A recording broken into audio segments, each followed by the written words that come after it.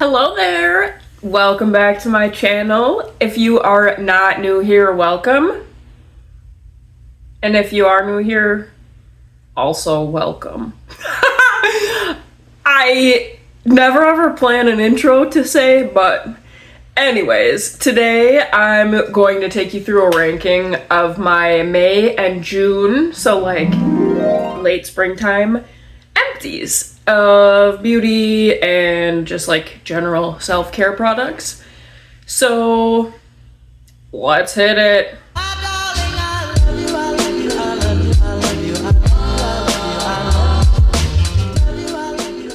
This is my second video with like an actual basket instead of just like a junk box. So we love an upgrade, even if it's old news. Okay, coming in at number 9, so officially the worst product of this roundup is this Formula 1006 sheet mask.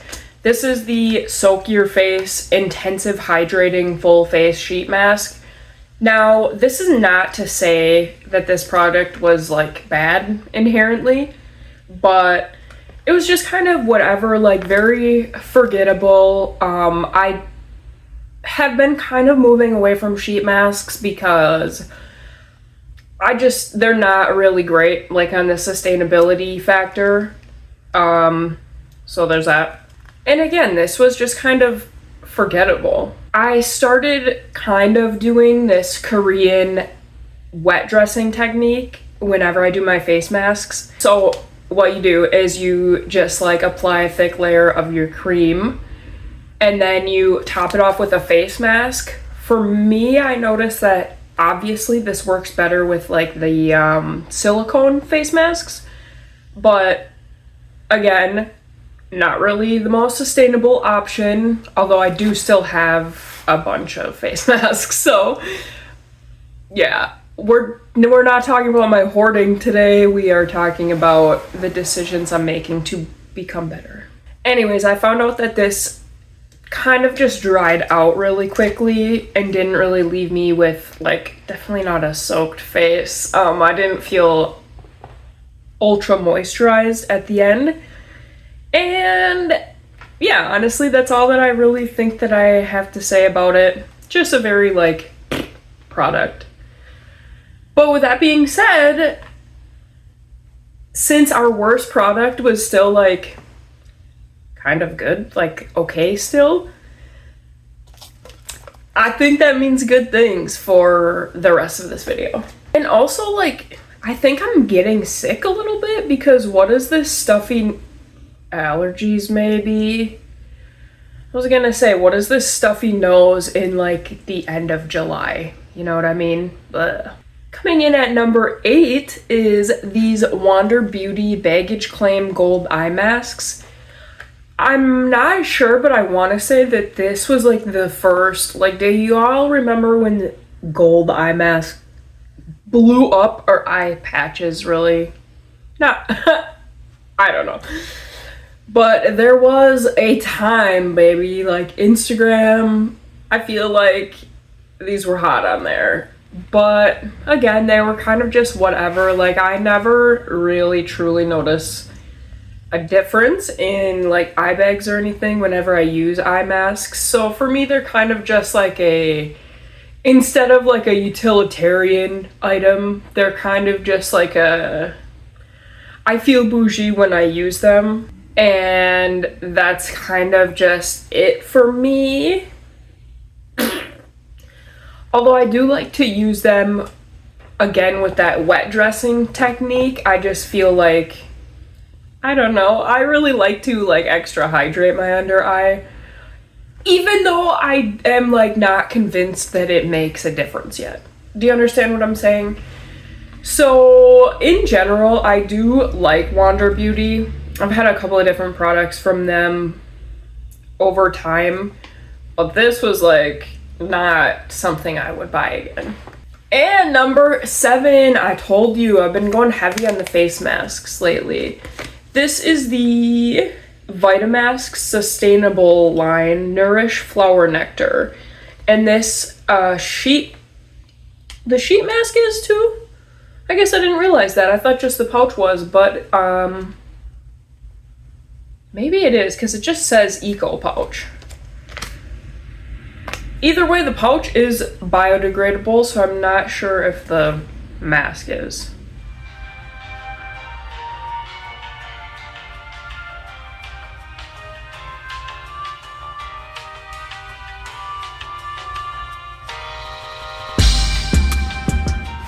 I actually just read that the Vitamasques brand is plastic negative. That means that they recover more plastic from the environment than what they what they produce. I mean, I don't know. I mean, I have to do a little bit more digging into that term. I mean, it seems a surface level, like it seems good, plastic negative, right? But I also, like, I'm not sure if that's one of those kind of buzzy terms like green or dermatologist tested or natural, you know, those things that are just so kind of open-ended. Anyway, back to the product itself. This felt honestly super like luxe, and I wouldn't say luxe, but it definitely felt like good. Like it felt super hydrating. I would repurchase this again, honestly. Maybe they're getting me, maybe I'm getting greenwashed right now, but like with the biodegradable and the plastic negative, I just right now I'm kind of really liking the Vitamasques. Next up, number 6, we got the Colgate Total Clean Mint toothpaste. This we just used, I know I've talked about this on my channel before, but we just use this as a shower toothpaste. So we keep toothbrushes and toothpaste like also in the shower because it's just good sometimes to like brush your teeth just like a filthy beast and have foam and, you know, all of that running down you instead of having to be so civilized like in the sink. Anyways, this was good for me mostly. Like a toothpaste is a toothpaste is a toothpaste. I believe this was probably just like a little dentist sample, and yeah, I would repurchase it. But again, that's like not really saying much because most toothpastes, like there's a few that I haven't liked, but like that's it. I feel like a toothpaste has to be like really pretty shitty because in general they're pretty good. You know what I mean? This is the exactly in the middle product coming in at number 5, another Formula 1006 product, which is the Be Berry Sassy Exfoliating Face Scrub. Usually Formula 1006 will like have 2 kind of like featured ingredients, I guess.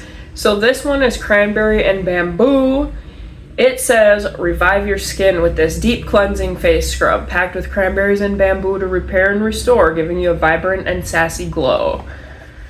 I did like this. I've had it for a really long time. Ooh, there's a little bit left where you may be able to see the kind of texture. Like, I don't love it in this sense because she is thick. Like, there are like big seed chunks in there. So I didn't love that part, but I did like the rest of the formula, and there's like smaller exfoliating granules in there, which I did like that. All in all, I did like this mask because I still felt really clean after using it, and like I felt like it was a good exfoliator minus like those big, huge seeds. Like, what are you doing, sis? It's giving St. Ives energy almost. I don't think I would repurchase this scrub just because of, like, those big-ass seeds. I think it was created for a little bit younger skin. Now, in the year 2025, I think that mostly all brands know better about, like, the harsh exfoliators. At least for the face section, I mean, come on. Back to a toothpaste is a toothpaste is a toothpaste. Number 4 product. So now we're entering the top half. So the number 4 of my spring empties is this Tom's Wicked Fresh Spearmint Ice toothpaste. So I did like this, but okay, so the taste is really nice. It is a really, really fresh taste when you're actually brushing. The thing that I don't love about it is that flavor, like, it doesn't last. So I have a really nice, clean mouth feel, but the flavor, like, I don't still feel like minty afterwards, which, like, on one hand is nice because then you don't have to, like, avoid, you know, certain drinks or foods or whatever. But on the other hand, it's like I worry so much more, like, early in the day, like, oh my god, does my breath stink? Which, that kind of sucks to feel about your toothpaste. I initially only bought this because, like, to be so honest, it was on clearance at my Walmart anyway. So I was like, I need toothpaste, let's get it, girl. Otherwise, I would never probably be drawn to Tom's. Just because I really don't know why. You know, honestly, their branding just doesn't catch me, and I'm so used to buying, like, I would say probably the big two, right? Crest, Colgate, you know, those kind of toothpaste, just because that's like the samples my dentist give out. It's the biggest section at the store. Yeah, I don't know. That's how they get you, though. Obviously. Like I said, this, I did know, like, you can tell when your mouth is clean, right? It's just that flavor doesn't last. So I did like this toothpaste, and I would be willing to give maybe a different flavor another go. So yeah, would repurchase, but, like, kind of with conditions attached. All right, number 3, we're in the bottom third already. And by bottom, I mean top. I have the list in a descending numerical order that I'm looking at. But yeah, that's just a small detail that literally matters to nothing. The number 3 product will come as a surprise to nobody if you are, like, a real watcher of this channel, because it is Secret Deodorant. This is the Cocoa Butter Invisible Solid. I love Secret. I do prefer the clinical strength because I am a sweaty girl, but I've found that over time, like, when I was a teenager, it was, like, real bad, like, sweaty armpits of the century. But now, again, that I've entered my 30s, my womanhood era, I still am a sweaty girl. Don't get me wrong. I'm a sweaty woman, actually. But it's, like, not quite as bad. The point that I'm trying to make. 15 years later, I'm still sweaty, but I'm not that sweaty. I'm just a whore for Secret. I'm not, like, actually, literally. But I love it. I love it. It's been one of the most consistently good brands literally since I was, like, a teenager. So, yeah, I don't know that I would repurchase the cocoa butter scent. For me, I personally did like it. But do you ever have some scents that you just have, like, a bad memory associated with? For me, that is, like, the smell of baby powder. So I don't know if y'all want to hear the story about that, but cocoa butter is my boyfriend's, like, bad smell. Just because all of the baby products, like, when his kids were children, were cocoa butter scented, like, for their diaper necessities. So cocoa butter doesn't bring him to, like, this, like, yummy, fresh place in his head. It takes him back to, like, changing shit diapers. So that's fair. That's fair. And would repurchase 1,000 times over. Just, yeah, again with that condition attached, which is the scent. But I try to switch up my scent all the time anyway in my deodorant, so not a problem. The number 2 product, again, will come as a surprise to nobody, but it is another Xandra Beauty. This is the almond. I said that goofy. This is the Almond Alfresco Lip Scrub. I love this scent. It, like, smells like vanilla cake or something. It's just so yummy. Even empty, once the jar's been, like, washed out, like, This is such a delicious smell. I would repurchase this, honestly. The scent that I'm using of it right now is like lemongrass or something. Same brand, Xandra Beauty. I, again, bought this when I was, like, much closer to the actual target demographic of this brand. Almond Alfresco is probably one of my favorite scents from her. I also really liked all of the For the Love of Mint products that I tried. I would repurchase it, but I'm not going to, just due to the fact that I have so many other lip scrubs to use up, and lip scrubs, like, take a really long time. Moving on, are you all ready for the number one? The best product that I used up this spring. I'm about to tell you. It's a fragrance, so fragrances tend to be higher on the lists for me, like, because I like them. If they're good, you know? And this is the Parfums de Marly Paris de Lina de Rosé. I fucking hate speaking French, because I feel so silly using foreign languages. Like, my pronunciation is like, well. But anyway, this was just a little scent bird. This thing sucked absolutely dry. This was a Scentbird like packaging of it. The full-size bottle is like disgustingly expensive, I think, and that's like one of those, like, I don't know. I would 100% repurchase it over and over and over again. So here's the tea. I've seen the TikTok girlies be complaining about this scent because, like, oh my god, it's divine. I never thought I was a rose girl, and I'm a rose girl. All the fragrances I love now, like, contain rose, which is so funny. But what was I saying?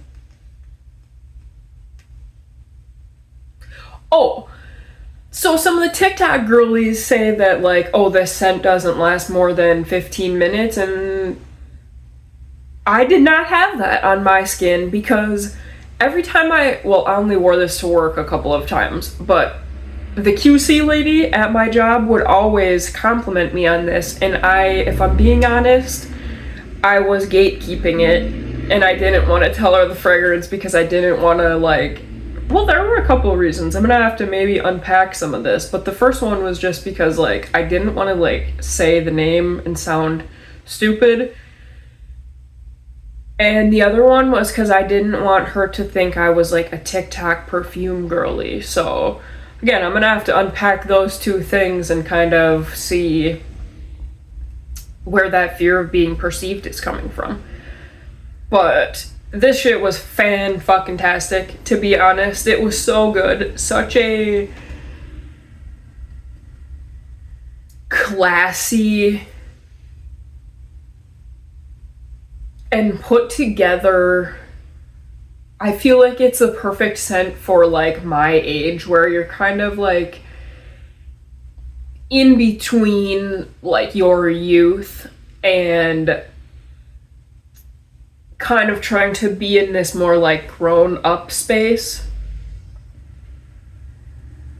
I love it. Oh my god, it's so good. And the real bottle is just absolutely stunning and gorgeous, and I just wish it wasn't $1 million, you know?